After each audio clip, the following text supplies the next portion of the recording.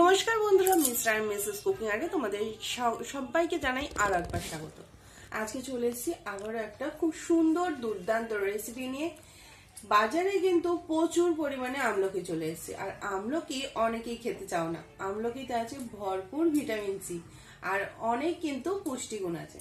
তো আমলকি যারা খেতে চাও না, এইভাবে তাদের জন্য কিন্তু বানিয়ে নিতে পারো আমলকি দিয়ে দুর্দান্ত একটা রেসিপি, আমলকির আচার। চলো দেখে নেওয়া যাক আজকে ঝটপট আর খুব সহজে টেস্টি আচারের রেসিপি। আর একদম মিস করো না, এই আচার কিন্তু তোমরা বানিয়ে সারা বছর রাখতে পারো। চলো দেখে নেওয়া যাক আজকের এই রেসিপি। আর যারা নতুন বন্ধু আছো এখনো পর্যন্ত চ্যানেলটাকে সাবস্ক্রাইব করনি, তাড়াতাড়ি করে সাবস্ক্রাইব করে নাও। পাশে থাকা বেল আইকনটা ক্লিক করতে একদম ভুলো না। চলো দেখে নেওয়া যাক আজকের রেসিপি। রেসিপিটা বানানোর জন্য এখানে আমরা আমলকি নিয়েছি, আর আমলকিগুলোকে জলের মধ্যে ভালো করে আমরা ধুয়ে নিয়ে তারপরে একটা পাত্রের মধ্যে তুলে নিয়েছি। আমলকিগুলো আজকে আমরা দুর্দান্ত স্বাদে একটা আচারের যেহেতু রেসিপি বানাচ্ছি, আর আমলকি কিন্তু এখন প্রচুর পরিমাণে তোমরা পেয়ে যাবে, আর এই আচারটা বানিয়ে সারা বছর কিন্তু রাখতে পারো। ধুয়ে নেওয়ার পরে আমলকিগুলোকে এইরকম একটা গ্রেটার নিয়েছি। গ্রেটারের সাহায্যে আমলকিগুলোকে ভালো করে এইভাবে একটু গ্রেট করে নিচ্ছি। সমস্ত আমলকিগুলোকেই আমরা খুব ভালোভাবে গ্রেট করে নেব, আর দানার যে অংশটা সেটা কিন্তু আমরা ফেলে দেবো। দানাটা ছাড়িয়ে যদি আচারটা করা হয় তাহলে কিন্তু আমলকি আচারটা অনেক দিন থাকে আর অনেক দিন ভালোও থাকে। দেখো গ্রেটারের সাহায্যে ঠিক এইরকম গ্রেট করে নিয়েছি। আমলকিগুলো কিন্তু অনেক সুন্দরভাবে এখানে ঝুরো করে গ্রেট করে নিয়েছি। এরপরে আমরা আচারটা বানানোর আগে একটা মশলা বানিয়ে নেব। নিয়ে নিচ্ছি গোটা ধনে, দিয়ে দিচ্ছি গোটা জিরে, আর দিয়ে দেবো এর মধ্যে গোলমরিচ। গোলমরিচ এই আচারে খুব দুর্দান্ত একটা স্বাদ এনে দেবে, তাই অবশ্যই গোলমরিচটাকে ব্যবহার করবে। এরপরে দিয়ে দিলাম মৌরি, আর দিয়ে দিলাম একটা এলাচ। সমস্তটাকে খুব ভালো করে ভেজে নাড়াচাড়া করে একটু আমরা ড্রাই রোস্ট করে নেব। ভালো করে কিন্তু এখানে আমরা এই মশলাটাকে একটু নাড়াচাড়া করে নেব, যাতে একটা সুন্দর একটা গন্ধ ছাড়লে তখনই কিন্তু এটা আমরা নামিয়ে দেবো। দেখো খুব সুন্দরভাবে এটা ভেজে নিয়েছি, আর একটু কালারটা হালকা কিন্তু চেঞ্জও হয়ে গেছে, আর খুব সুন্দর একটা গন্ধ বার হয়েছে। এইভাবে নাড়িয়ে চাড়িয়ে নেওয়ার পরে এই মশলাটাকে আমরা কিন্তু নামিয়ে নেব। আর মশলাটাকে নামিয়ে নেওয়ার পরে এটাকে আমরা একটু ঠান্ডা করতে দেবো। মশলাটাকে খুব ভালো করে আমরা একটু ভেজে নিয়ে থালার মধ্যে একটা ঠান্ডা করতে রেখে দিলাম। আর এখানে আমরা দিয়ে দিচ্ছি সর্ষের তেল। এই রেসিপিটা বানানোর জন্য আমরা এখানে সর্ষের তেলের ব্যবহার করেছি। সর্ষের তেলটাকে দেওয়ার পরে তেলটা একটু গরম হলেই দিয়ে দিচ্ছি মৌরি, দিয়ে দিলাম শুকনো লঙ্কা, আর দিয়ে দিচ্ছি মেথি। এখানে মেথি, শুকনো লঙ্কা আর মৌরি ফোড়নটা ব্যবহার করেছি। দেওয়ার পরে এটাকে খুব ভালো করে একটু নাড়াতে হবে। নাড়িয়ে চাড়িয়ে এমনভাবে আমরা এখানে এটাকে রেডি করব ফোড়নটা, যাতে খুব সুন্দর একটা গন্ধ বেরোয়, আর শুকনো লঙ্কার কালারটা যাতে একটু চেঞ্জ হয়ে যায়, ঠিক সেইভাবে কিন্তু এটা নাড়িয়ে চাড়িয়ে নেব। 3 থেকে 4 মিনিট নাড়িয়ে চাড়িয়ে নেওয়ার পরে দিয়ে দিচ্ছি আমলকিগুলো। আমলকিগুলো আমরা প্রথমেই ধুয়ে নিয়েছি, অবশ্যই গ্রেট করার আগে আমলকিগুলো ধুয়ে নেবেন। এরপরে আমলকিগুলো দিয়ে দেওয়ার পরে কড়াইতে এটাকে আবারও খুব ভালো করে মেশাতে থাকবো।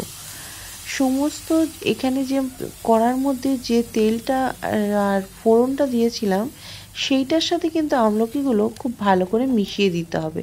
আর এই মেশানোর পদ্ধতিটা একদম আঁচ কম করে 3 থেকে 4 মিনিট খুব ভালো করে নাড়াচাড়া করতে হবে।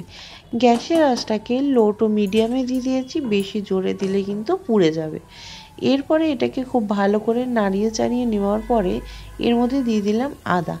এখানে আমি আদাটাকে কুড়িয়ে দিয়েছি, তোমরা চাইলে ছোট ছোট করে কেটে সরু সরু করে দিতে পারো। দিয়ে দিচ্ছি এর মধ্যে স্বাদ মতো নুন।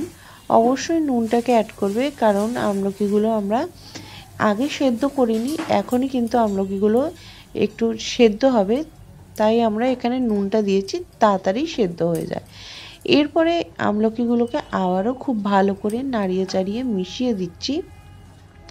দেখবে আস্তে আস্তে আমলকির কালারটা কিন্তু অনেকটাই চেঞ্জ হয়ে যাবে।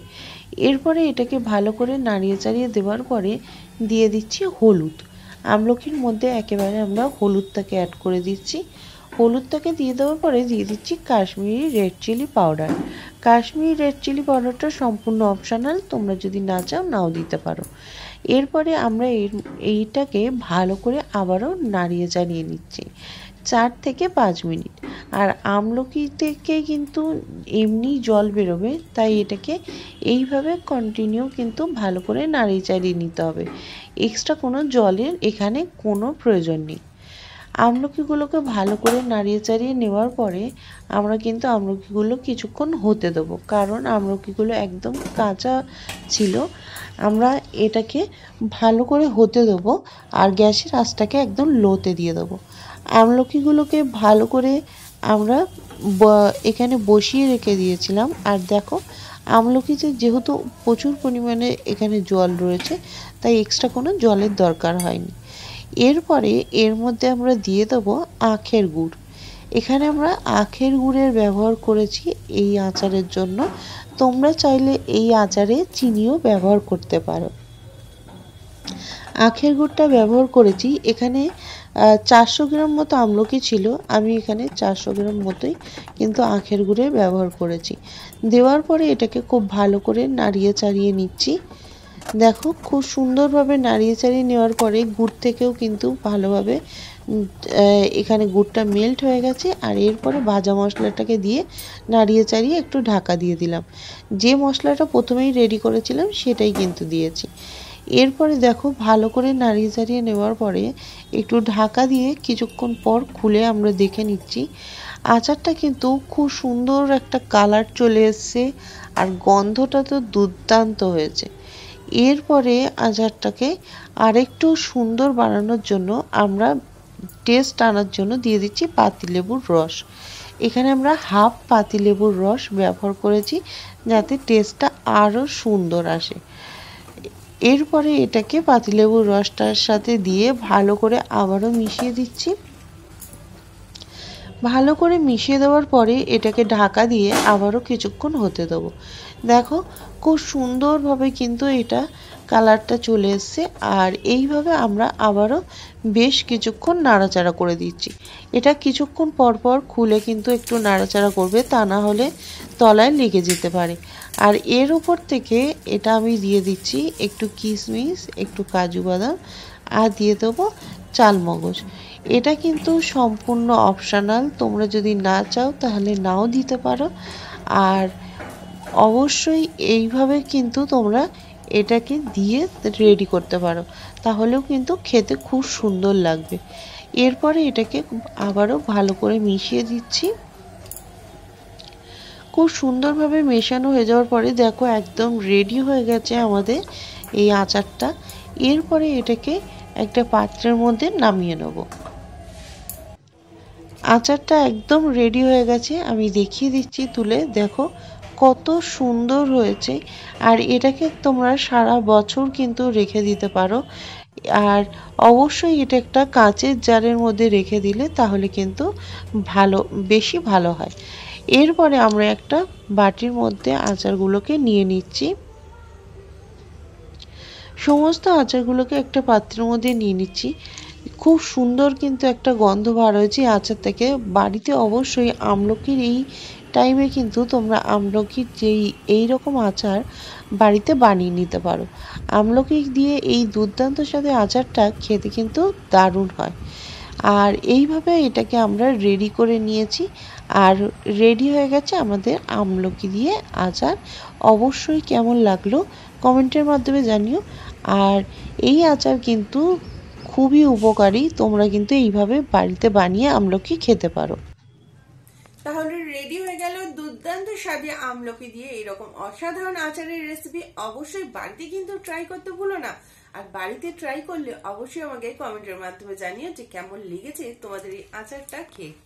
আর যারা নতুন বন্ধু আছো এখনো পর্যন্ত ভাবছো যে কি করব, দেরি না করে চ্যানেলটা সাবস্ক্রাইব করে নাও, কারণ আরো নতুন নতুন রেসিপি আসছে। সামনে শীতকাল পড়ে গেছে, তো শীতকালে দুর্দান্ত ধরনের রেসিপি তোমাদের জন্য আসতে চলেছে।